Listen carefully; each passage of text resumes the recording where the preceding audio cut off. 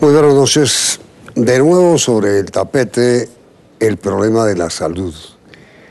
El senador Jorge Enrique Robledo le envió hoy una carta al señor ministro Santamaría de la Protección, haciéndole varias preguntas sobre denuncias que él hizo hoy y que proyecta formularlas en el Senado de la República en un debate que está programando sobre el tema costos de la salud en Colombia.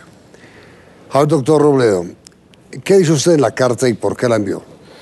A ver, lo que hay grueso en este asunto, y es un estudio de la Universidad Nacional de Colombia, del CIS de la Universidad Nacional de Colombia, que ha sido ya confirmado por el Ministerio de Hacienda y el de Salud y el de la CRES, es que cuando se miran los costos de los medicamentos, que reportan 3 EPS que son del mismo grupo, Saludcop, Cafesalud y Cruz Blanca, eso da un promedio por usuarios, por paciente, por persona, per cápita, de 207.000 en el 2009 de costos en medicamentos, Y el conjunto, el otro resto, las otras 18 EPS que funcionan en el país, reportan un promedio de 36.000 pesos. O sea que estamos hablando de una diferencia de 7,5 veces más entre estas 3 y las demás. Es lo que dice el estudio. Entonces es evidente digamos, la inconsistencia. Entonces allí, pues la carta lo que le dice es al ministro, usted ya denunció este hecho ante las autoridades competentes. Esto está denunciado por la Universidad Nacional desde diciembre pasado.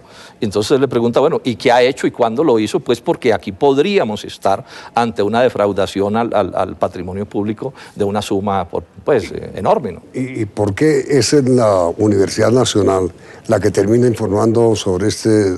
Porque la CRES, que es la Comisión de Regulación en Salud, convocó a un concurso para analizar los costos de la salud para, a partir de ese estudio, determinar el incremento del año 2011. Entonces, esa licitación, llamémosla así, se la gana el CIS de la Universidad Nacional y el IIC también de la Universidad Nacional, son 2. Entonces, ese estudio lo empiezan a entregar el 15 de diciembre del año pasado y lo terminan de entregar ya formalmente el 29 de diciembre. Entonces, eso es lo que encuentran.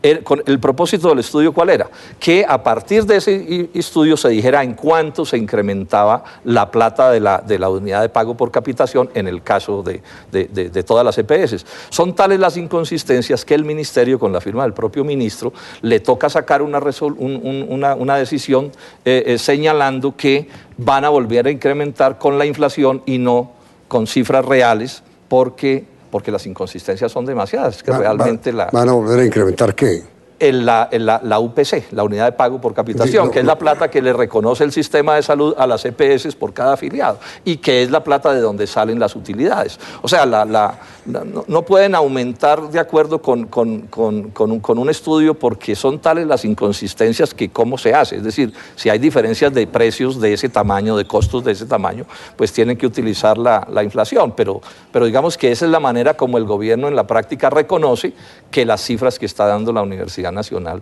son cifras pues que son incontrovertibles. Pero a ver, senador, lo que pasa es que la EPS, la que sea, le cobra al Estado por los medicamentos que ordena. Sí, la cosa funciona así. El Estado define un precio de la UPC, de la Unidad de Pago por Capitación, y de ahí salen los costos más las ganancias de las EPS. Esa es una de las perversiones del sistema. Entonces, si se inflan, si una EPS infla sus costos, pues al final los convierte en ganancias y les aumentan sus ganancias por un camino pues que es por completo, por supuesto, inaceptable. Yo le doy, permítame, Yamil, yo le doy este ejemplo. La Universidad Nacional reporta precios superiores de estas 3 EPS, o no de estas 3, de una sola de ellas 3, de Saludcop, en algunos medicamentos, de acuerdo con las fórmulas presentadas, cifras que son todas las de las EPS. Por ejemplo, loratadina, 227% por encima del promedio de las otras. Lovastatina, 246%. Veamos aquí también, acetaminofeno 87%, ibuprofeno 34%. Eso se termina convirtiendo en ganancias de esa EPS, salvo que alguna empresa le haya hecho fraude a la EPS. cosa que en teoría también podría suceder, que la podría EPS, ser, pero digamos, se deje tumbar, entre comillas, de la empresa a la que le compran los medicamentos, pero aquí hay un punto. La norma es que las empresas que le venden los medicamentos a las EPS son también de las EPS, o sea que aquí estaríamos, digamos, en un negocio de yo con yo. Pero entonces, ¿es el Estado el que paga lo que le cobran las EPS por medicamentos a sus pacientes? El Estado, pero al final los colombianos todos, porque finalmente todo esto somos los colombianos, claro. Son recursos públicos, por eso los vigila la Superintendencia de Salud y la propia Contraloría también los puede vigilar. ¿Y dónde están Superintendencia de Salud y Contraloría? El sistema de información es un sistema perverso. Si para algo debería servir este hecho es para que se modifique la manera de hacer las cosas. No puede seguir sucediendo que los interesados, en este caso las EPS, sean los que presenten las cifras y las presentan a su manera. Es casi imposible desagregar las cosas, saber bien las cosas. Entonces, digamos que todo está armado para que si una EPS quiere, con cierta facilidad pueda defraudar el patrimonio público y, por supuesto, los organismos de control no actúan como deberían actuar. Eso es clarísimo, empezando por el propio ministerio. Pero ahora, senador, ¿en qué casos la EPS le da o le suministra al paciente los medicamentos? Se supone que con cada fórmula que le suministra, entonces, digamos, ibuprofeno, entonces a un paciente le entrega unos medicamentos que la empresa, la EPS, se los cobra al sistema a un determinado precio que en buena medida está definido por ella casi que como se le antoja. Y dice usted que el ministro de la Protección, ¿qué decisión tomó sobre esto que descubrió? Entonces, cuando la Universidad Nacional entrega este estudio, el gobierno valida las cifras y saca una resolución, se llama exactamente un acuerdo, el 19 del 29, diciendo que tales estudios evidencian inconsistencias en la información que reportaron las EPS sobre frecuencias de uso y gasto médico, especialmente en lo referente a los medicamentos que afectan la confiabilidad de las cifras y por lo tanto no permiten tomar una decisión definitiva con base en ellos. O sea, es un lenguaje, digamos, amable para contar para ratificar lo que yo estoy diciendo. Pero cuando el ministro dice en el decreto que duda sobre la confiabilidad de las cifras, pues prácticamente está reconociendo que el informe nacional... Es cierto, claro, además porque ellos lo validaron, o sea, Ministerio de Hacienda, Ministerio de Salud y lo validaron, lo dice el propio, que esto fue, digamos, validado, lo dice el propio director de la CRES, el doctor Ramiro Vergara, según publicación de Portafolio, él dice esto, él le da esta forma, él dice que el organismo tomó como base, o sea, la CRES, 4 estudios técnicos elaborados por el CIS de la Universidad Nacional, los Ministerios de Hacienda y de la Protección Social y de la misma CRES.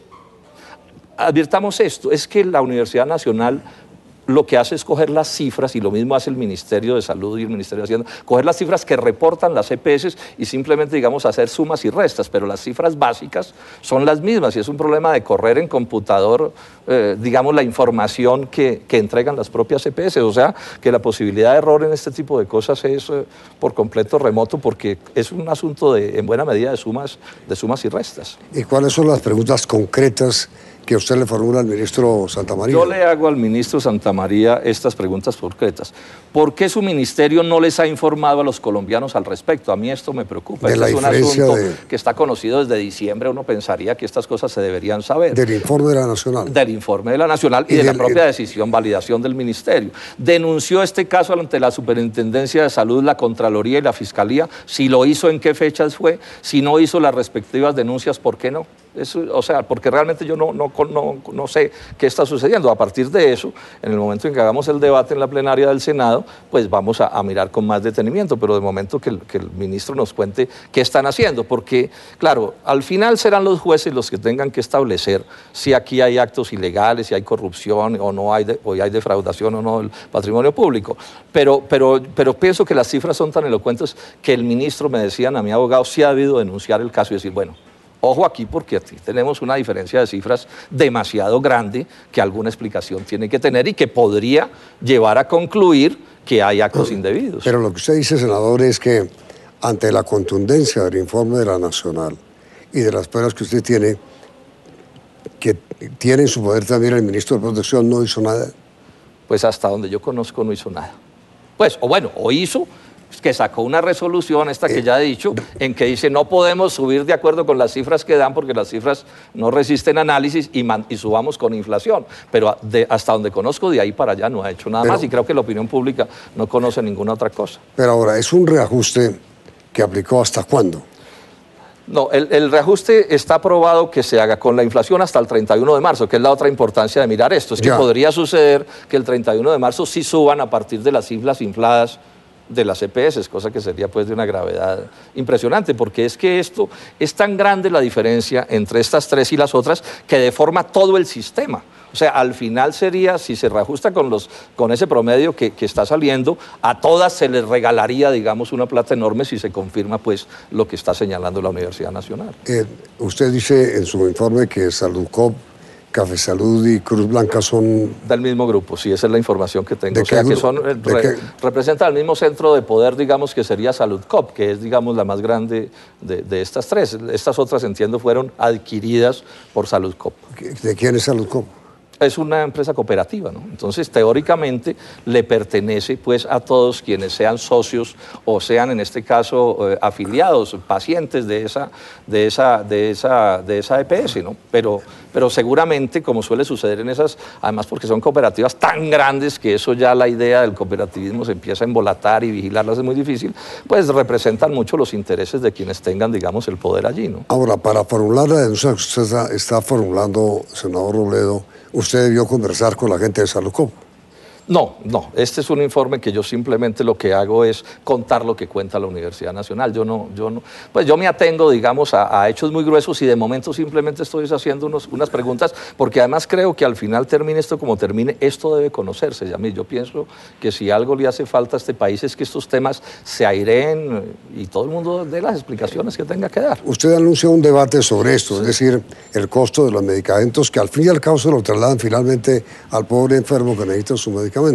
Sí, claro, o sea, eso lo paga la gente de muchas maneras. Si ese sobrecosto es como puede suceder siendo, la gente lo paga de mil maneras, porque lo que se pierde aquí es menos hospitalizaciones, menos médicos, menos especialistas, menos otros medicamentos puede suceder, porque al final pues es la gente la que termina pagando este tipo de cosas, porque sería plata que se perdería del sistema y que se iría para cosas que no se debería ir. En total, ¿cuánto dice Saludcop, Café Salud y Cruz Blanca que le vale un paciente?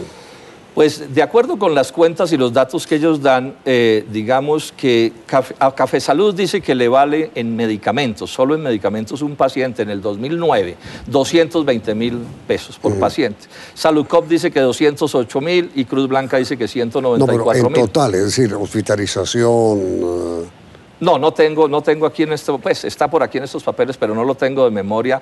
Bueno, pero la UPC, que es la unidad de pago por capitación, está del orden de 500.000 pesos más o menos en promedio, porque eso también tiene que ver con... ¿En promedio las tres o en promedio todas las... No, el promedio, o sea, la UPC es lo que reconoce el gobierno nacional, que tiene que ver con este tipo de cuentas. Ahora, esto busca, sin ninguna duda, que el gobierno reajuste lo que reconoce por capitación. Claro. Es decir, si estas cifras se convirtieran en incremento, las cifras que ellos reportan se convirtieran en incremento, pues las utilidades se dispararían y los costos del sistema se dispararían también, pues porque estamos hablando de unas cifras demasiado altas, ¿no? Es decir, senador, estamos, según su denuncia, prácticamente ante un fraude. Puede ser eso lo que se termine configurando. Es decir, muchas cosas indican algo parecido. O sea, diferencias, porque digamos que cuando las diferencias, sobre todo estamos hablando de millones de fórmulas, entonces se supone que las diferencias entre unas EPS y otras deberían ser muy bajas precisamente por el tamaño. Es un problema estadístico, de la lógica estadística. Entonces, cuando aparecen diferencias de 5.7 veces más frente al promedio de las otras 18, pues... digamos que... ¿Qué es lo que pasó aquí? Sí, o sea, aquí no hay signoria, sino teóricamente dos posibilidades. O es que en estas 3 EPS a los pacientes les dan, digamos, 100 pepas, mientras en las otras les dan 3, cosa que pues no puede ser porque si uno se toma 100 pepas de una cosa entonces se muere y eso no puede funcionar. O la otra opción es que estén cobrando por el medicamento mucho. Eso a este momento no se logra saber porque la estadística que manejan las EPS es muy mediocre o muy sesgada, si usted quiere, para que muchas cosas no se puedan establecer con claridad. Esas serán de las cosas que tendrán que establecer los organismos de control. ¿Por qué aparece la inconsistencia? Porque la inconsistencia sí no hay la menor duda. O sea, que aquí hay algo mal, hay algo mal. Lo que no sabemos con precisión es qué sucede, ¿no? ¿Qué lo origina? Exactamente. Senador, pues muchas gracias por la aceptación de esta invitación para hablar sobre este tema que originó su carta hoy al ministro de la Protección. Usted me permite ahora, por otra parte, un par de preguntas sobre el polo. Dele, Yamil. ¿Lo permite? Sí, sí. Lo hace como de mala gana, ¿no? No, porque el tema era este, pero bueno. No, el tema fue ese. Sí, sí. No, el momento.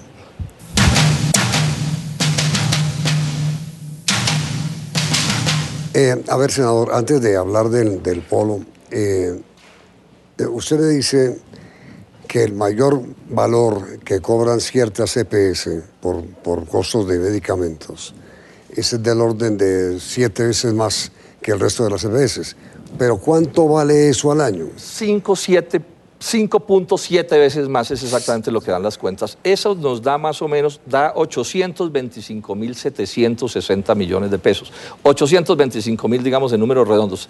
Es la diferencia entre 36.000 del promedio de las otras contra 207.000 del promedio de las otras, multiplicado por el número de afiliados. Digamos, es la cuenta gruesa. Es decir, casi 1 billón. Las cifras nos estamos acercando a 1 billón de pesos. Es una suma realmente escalofriante. Sí, escalofriante. Bueno, ahora, el polo. El senador Iván Moreno le dirigió a su partido una carta en donde renuncia a pertenecer al polo. ¿Eso supone que también renuncia a su curul como senador? A ver, Yamil, yo he estado muy dedicado a esto y no tengo los detalles, pero en general, digamos que lo que yo entiendo es que el asunto es así. Cuando las curules les pertenecen a los partidos. Entonces, si una persona renuncia al partido, seguramente pierde la curul. Ahora, eso lo que pasa es que tendrá que definirse también quién lo establece. El Consejo Electoral, el Senado. ¿Quién, cierto? Porque alguien tiene que, digamos, decretar, digamos, que esa curul ya no la tiene esa persona y a quién se le pasa, si se le pasa a otra persona. Ahora, ¿hay un precedente? Yo no conozco, y faltaría ver qué normas se les aplican, si se aplica norma de silla vacía o no se aplica norma de silla vacía, porque en esos casos también depende de cada caso. Porque cuando se aprobó la reforma que permitía por un tiempo el cambio de partido, después se adoptaron una serie de sanciones a quien cambiara de partido, que es lo mismo, no soy de ese partido. Sí, por ejemplo, esa sería una interpretación que habría que mirar. Yo no soy abogado y no tengo además los detalles. ¿Y quién decide? Eso tampoco lo tengo claro, porque alguien tendría que tomar la decisión y decir, bueno, esta persona ya no tiene la curul porque no es de este partido. Pero eso tiene que ser una decisión de alguna autoridad, eso no puede ser ni usted ni yo, sino que alguna autoridad tiene que ser la que decida, ¿no? Senador Robledo, muchísimas gracias. A usted, Yamil, muy gracias. A usted le preguntamos a propósito de la denuncia que hace el senador Robledo sobre la escandalosa diferencia entre lo que cobran unas EPS y lo que cobran otras por medicamentos. Eso, ustedes han sido víctimas o se sienten afectados por la diferencia monstruosa de precios de medicamentos que cobran unas EPS con respecto a lo que cobran otras. Los resultados saldrán al final de la misión. Ahora viene Silvia Parra.